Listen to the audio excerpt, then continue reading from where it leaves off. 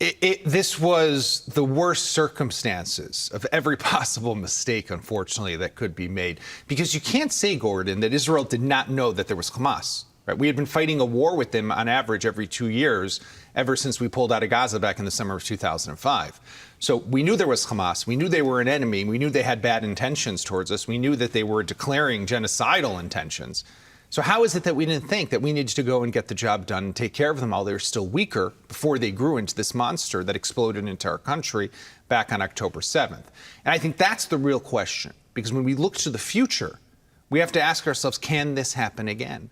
So maybe it won't happen with Gaza in the near future, but it could happen again because Israelis want quiet. They want to live. They want to have a good life. And containment, if that's an option, might come back on the table. So when we looked at what happened, not only was there a flurry of activity in the 24 hours preceding, intelligence alarm bells going off in the offices of the intelligence agencies indicating that something was happening.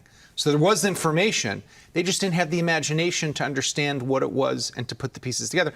But even the plans of Hamas, 2 years earlier, intelligence analysts had drafted a plan that described almost one-to-one what was going to happen. The plan's name was Jericho Walls, named for the biblical city of Jericho, whose walls came tumbling down, similar to what eventually happened to the barrier that Israel had built along the border with Gaza.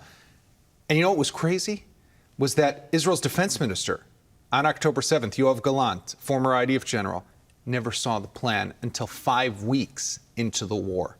How did it not make its way to his desk? And I think for all those reasons and much more, we have to study, we have to learn, we have to better prepare, because there will be more strategic surprises in the future.